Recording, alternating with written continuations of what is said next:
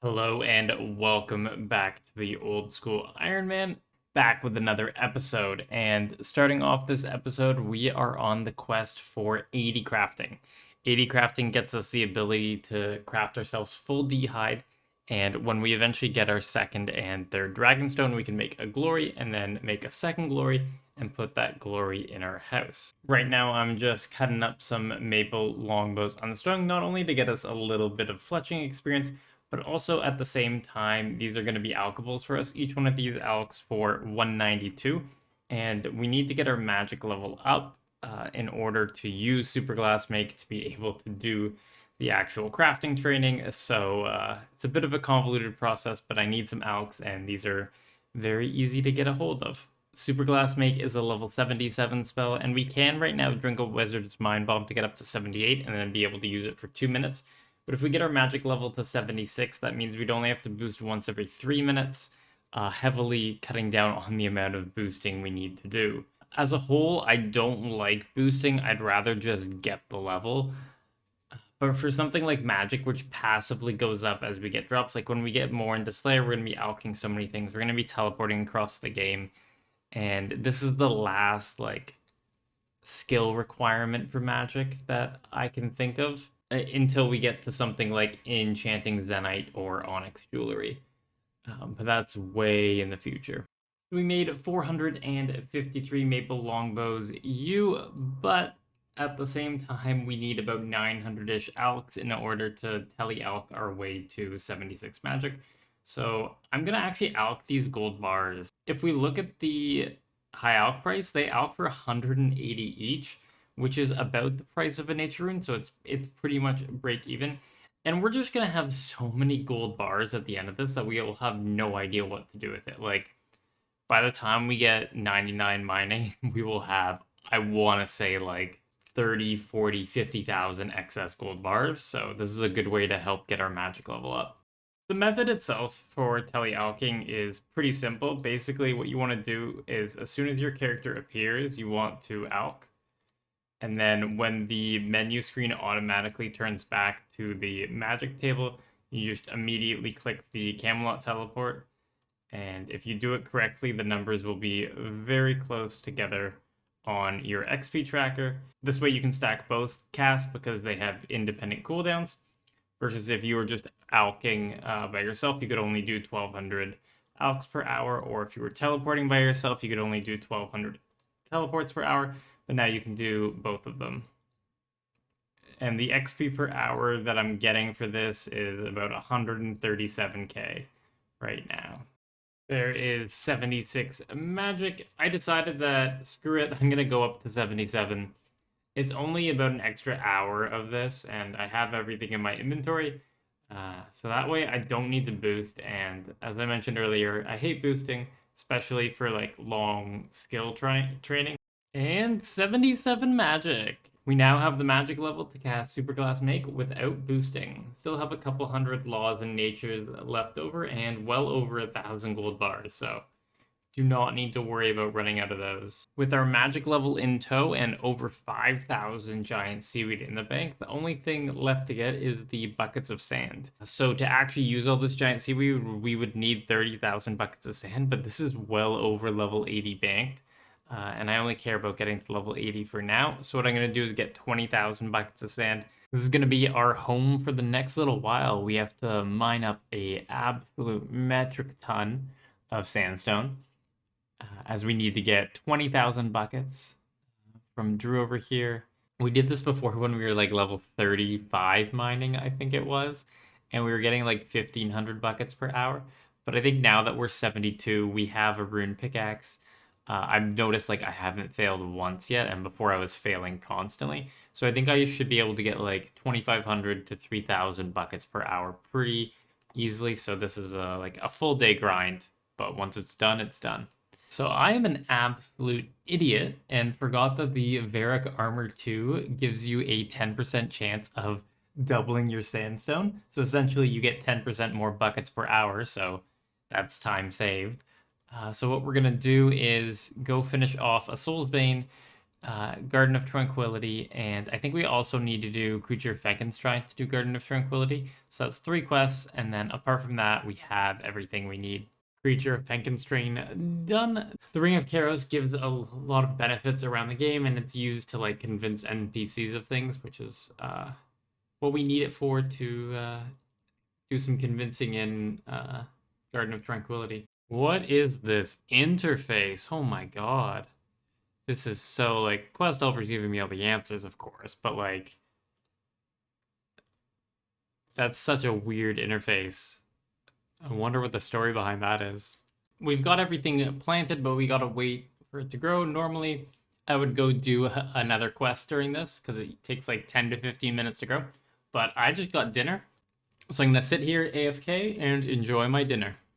And everything is grown. We had a nice little picnic dinner, and we just need to get the king. Really, the only thing we get out of it is the diary requirements and 5,000 farming experience. We got the Ring of Kairos very early on in the quest. Now, for the diary's sake, we do need to pick a white fruit from this tree, which I think will take quite a while to grow. Maybe it's only 5 minutes, but I'm going to come back here when I'm done the diary, the rest of the diary, and that'll be our last task. Quest done. The main reward of this quest is we can go down here, and there's like a little monster killing area, but these monsters really don't drop anything good, and they're not Slayer monsters, so kind of irrelevant. But we did get the medium task done, and if we look, we now have all the requirements. So in Toby, we've completed all the medium tasks. We get Varrock Armor 2 and an Antique Lamp, and this Antique Lamp is going to go right into Prayer like the rest of them, and this time we actually gain a level up to 49 Prayer. Now, this diary set has 2 things that are worth talking about. First off, the Varrock Armor 2, as discussed, it gives a 10% chance of mining 2 ores at once up till Mithril, which also works for Lovakite and Sandstone, so very nice there. But unfortunately, it doesn't work in the Motherlode mine, so we don't get 10% more pay dirt. And also, just a generic diary reward is we can now teleport to the Grand Exchange with the Varrock teleport. So if we click on that, it puts us right at the GE, like, what is this, 8 squares away from a bank. So very convenient, and especially for now, while we don't have a Glory in the house, it's going to be our quickest way to get to Edgeville. So if I do any like Morturial Slayer and I need to kill zombies, I can quickly just teleport here instead of making the run over from Varrock Center Square. Hey, look at that. It's already working. I can't speak. Double 5 kilogram block. This is actually proccing way more often than I thought it would. Maybe I'm just getting lucky to start, but this is really going to speed up our gains here. It's been about 40 minutes, as you can see by the timer, and our water skins are about to run out, so it's a good time to look at our buckets. We have 10.6k buckets, and before we had just under 8.5, so it looks like we gained 2.1k-ish buckets during that period, and if we extrapolate that out to the full hour, that's in like the low 3k range, so 3.1 to 3.2. And something that I forgot to mention, when the Varrock Armor does in fact proc, you end up getting double experience because you get the experience for both. Between this and Blood runecrafting, probably like 2 to 3 mil mining experience just training, crafting, and runecrafting. 82 farming. Oh, this is a big level. I don't think it actually unlocks us anything, but it gives us the ability to boost up to level 85 to get hard contracts. And those are big because it's so much easier to actually complete a hard contract despite its name. But I'll explain more when this farm runs over and we're at the farming guild. If we look at the list of hard contracts available in the farming guild, there's only a total of 18. And because with the hard contract we unlock a new part of the farming guild, each patch has like 2 to 3 at most things that can be a contract from each of the patches, with the only exceptions being these trees and the herbs. There are a total of 3 trees. It can be maple, yew, and magic. And there are a total of 5 seeds here that can be at the herb patch. So when we get a tree or herb contract, we might have to wait a little bit. But if we come over here to the, I guess, easy section, the flower patch will always be a white lily. So we can just leave this here, and whenever we get a hard contract that says white lily, we just pick this one. The bush can be one of 2, so we can just leave one of them and hope for the best. You get the 50-50 chance. The cactus patch over here will always be a potato cactus, so we can just put a potato cactus in there and then check the health whenever we get the contract. And then for the allotments here, it's two possibilities. It can be watermelon or snapegrass. So I can have one planted as watermelon to get more super compost, and then I can have one as snapegrass. Now, if we look at the hard part of the farming guild, there's 4 new patches, but 2 of which we can't get a farming contract for. First off, the spirit tree patch. There just isn't a contract for it. It would be too rare to get the seeds. And the redwood tree, we need level 90 farming to be able to actually farm it, so we won't get that contract yet. The Celastrus patch will only be Celastrus seeds, so we can just leave one there ready to claim whenever we get the contract. And the fruit tree patch can either be a palm or a dragon fruit, so I can leave one or the other in there, and if it's the wrong one, I just check the health and plant the other one. But this is really going to pick up our herb gain because the hard contracts give way more herb and high level seeds. So let's see what our first hard contract's going to be. Because we boosted up to 85, we can pick a hard contract. And it's poison ivy berry, so it's one of the 50%, so we'll go ahead and plant that. And I'll show you the reward when it's done. So our first hard contract is done. We got a seed pack. Let's see what our second hard contract will be. So it's a Celastrus seed. Normally, in the future, what will happen is this Celastrus tree will have already grown. I just would have not checked the health. And then I could have checked the health, replanted another Celastrus tree, and then gone and got another contract, and then eventually you get through the whole area. But because we just unlocked 85 and just planted that a couple hours ago, it's not ready yet. But let's see what we get from our first tier 5 seed pack. Yeah, see, this is what I'm talking about. We got 2 mahogany seeds, which is like 30k farming experience. We got a snapdragon seed and 3 lanthanum seeds. And if we get that every single contract, I will be happy. That's a lot of farming experience and a lot of herbs, which then means a lot of herblore experience. Unfortunately, DC'd halfway through our Tears of Gothics, but I came back and still had enough time to get over 100 points. That's 6.3k runecrafting XP, which got us up to level 40, so that's base 40s, and that's also the hard lumberage diary task complete. We do want to eventually do the hard diary because it gives 10% more XP from Tears of Gothics, but this craft 56 cosmic runes simultaneously, which requires 59 rune crafting, is going to be our biggest limiting factor on completing this diary. 75 mining, this sandstone is actually pretty good experience. We're like 1k buckets away from being done here, so I doubt we're going to get another level. But basically, I was halfway between 72 and 73, and now I'm all the way up to 75. This is actually some good experience. We got up to 21,000-ish buckets. We're going to go ahead and purchase them. That cost us like basically just over $1 million. But we now have 20k buckets of sand, so we have all we need to get 80 crafting. We just need to actually do the skilling now. And that's 2,500 Astral Runes bought, which gives us 1,250 casts, which is more than enough for the buckets of sand we have. One thing I did want to mention about this shop is that it has insane scaling in comparison to all the other rune shops in the game. So you should never purchase things from here except for Astral Runes, because you can't really have any place to buy it. When there's 250 stock, it only costs 50 each. But at 154, it was 98. And now at 155, it's 97. So it's like, it goes up very quickly. So you want to only buy like 50 to 100 per world. Some people who are like really low on GP, they'll only buy 20-ish per world. We've now got our inventory and bank set up for Superglass Make. I have equipped on me a Staff of Air and a Tome of Fire. This gives me unlimited fire and air runes, so I don't need to worry about that. And it also gives us an extra inventory slot. But what I've done the most is with menu entry swapper. When I hold down the shift key, the left click option changes to withdraw 18 instead of withdraw 1. So I can go 1, 2, 3, 18, close out of the bank, and I'll be on the magic tab and just cast Superglass Make. It'll make a little bit extra, which will go to the ground, and every time it gets above like 20 to 30 on the ground, I'll pick them all up. And then at this point, I can deposit my inventory and it'll bank everything. I've put in bank fillers in my bank so that my bank is full and the Ask for Runes have nowhere to go. So it just deposits the molten glass. It's about 500 casts per hour, I would say. Depends on how much I'm paying attention and how much I'm focusing on banking quickly. So that means we have like another hour and a half of this. But while we're doing this, we get like just under 40k magic XP per hour and actually 90k crafting XP per hour. So I'm not going to complain.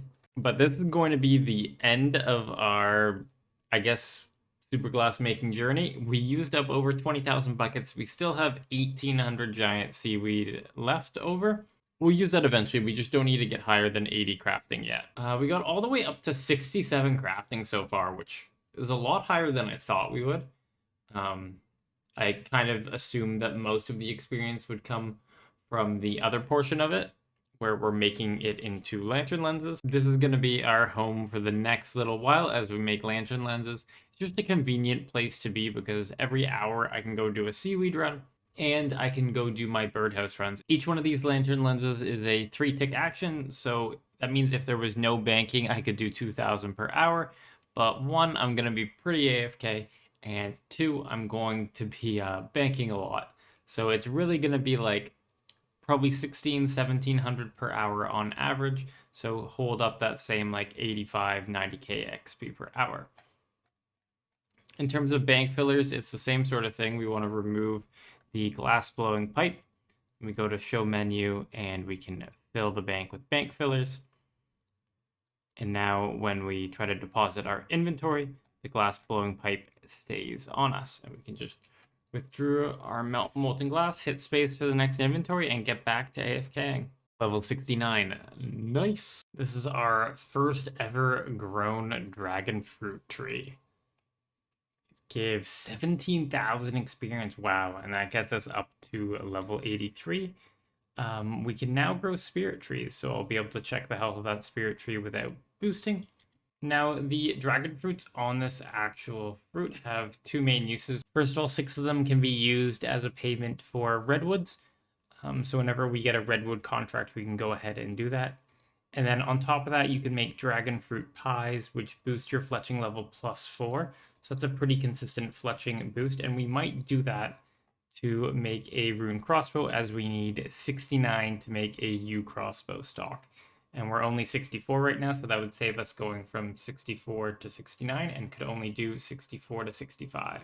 Now we also have this spirit tree that we put in here, but it doesn't have that much use for us right now because to be able to actually teleport into the spirit tree, you need to have 85 farming, which we won't have for 2 more levels, so we're going to wait for that. The Celastros tree we're not going to check just in case it's our contract again.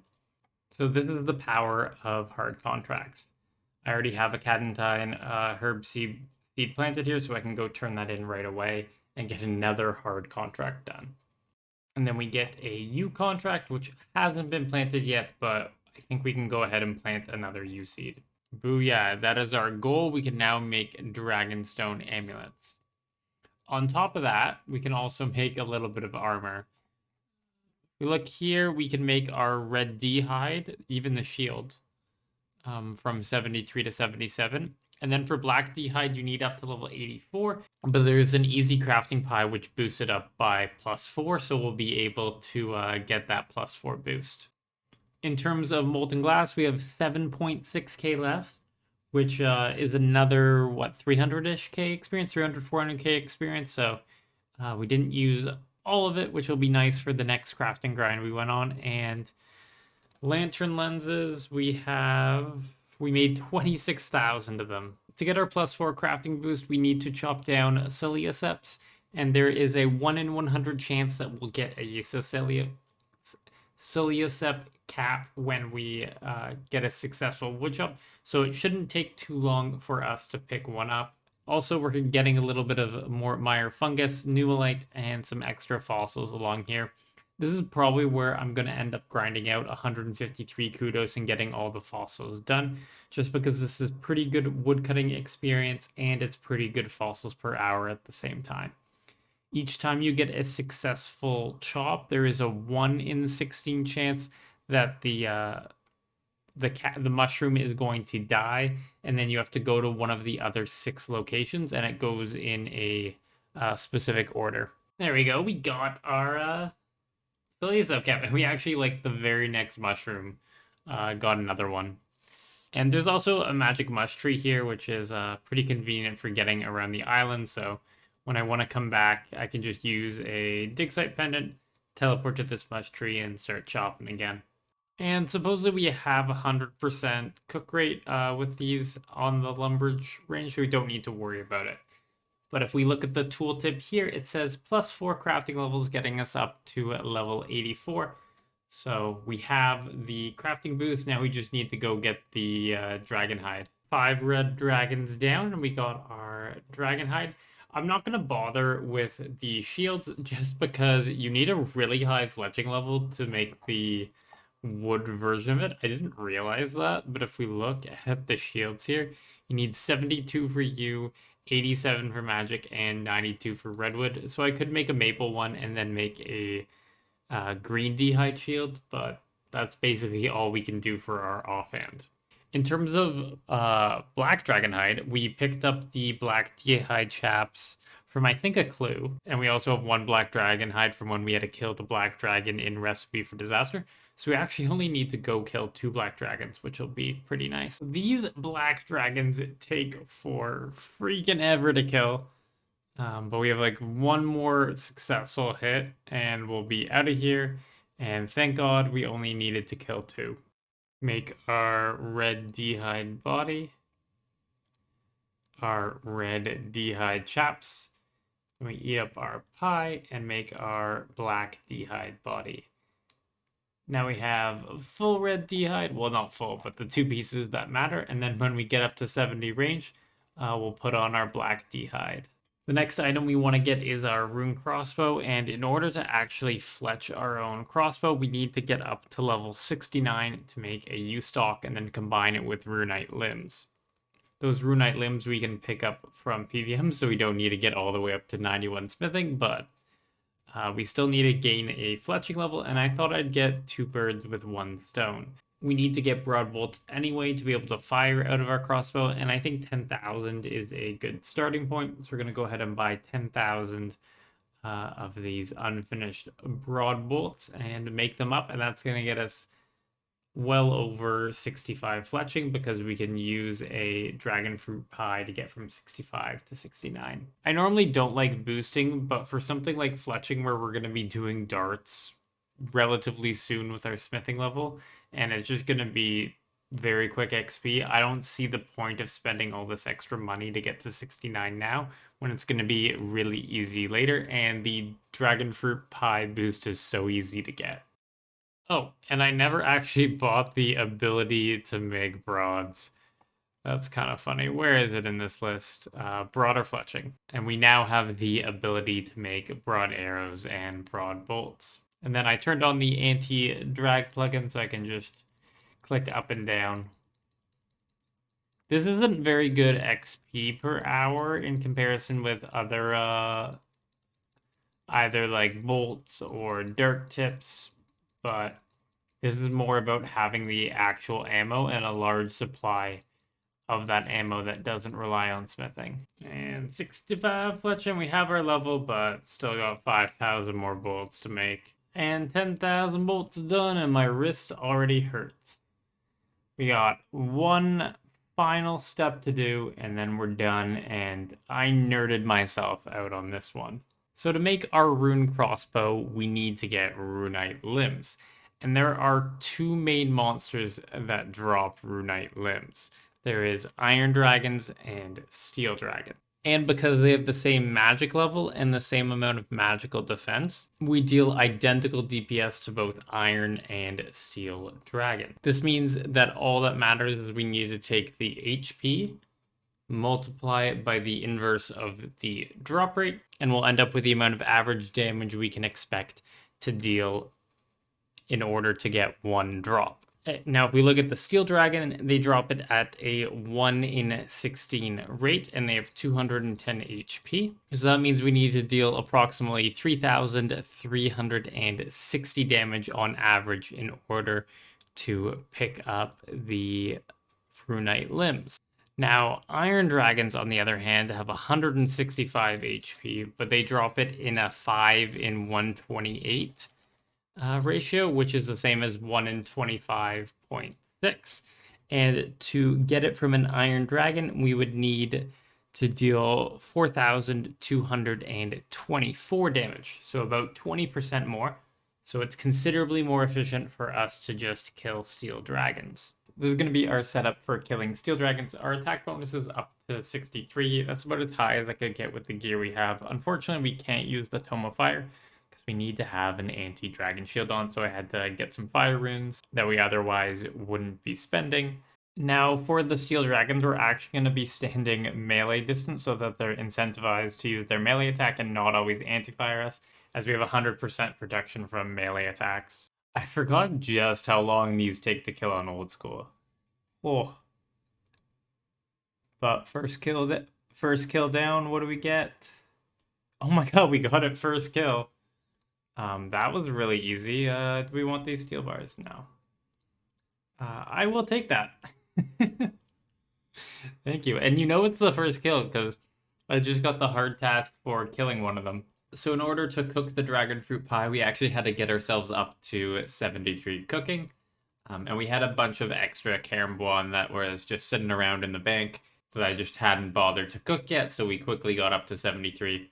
I have about another 1,000 raw in the bank, so I'm going to finish that off, and I think we'll get between 74 and 75 cooking. Hopefully we don't burn it, and we didn't, so we can eat this dragon fruit pie to get +4 fletching levels, getting us up to level 69. Go ahead, eat.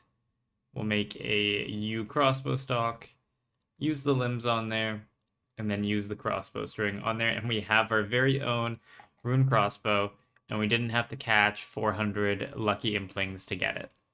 And the second to last item that we're going to pick up for our range setup is an Ava's Accumulator. This is much better than the Ava's Attractor because the Ava's Attractor only saves 60% of your ammo, but the Ava's Accumulator saves 72%. So when that compounds together, our 10,000 broad bolts that we went ahead and made are going to go that much further. And it only cost us 75 steel arrows. On top of that, there's also a +2 range bonus over the Attractor, as the Attractor was +2, and the Accumulator is +4. And we also got a medium task done in the Lumbee and Draenor area.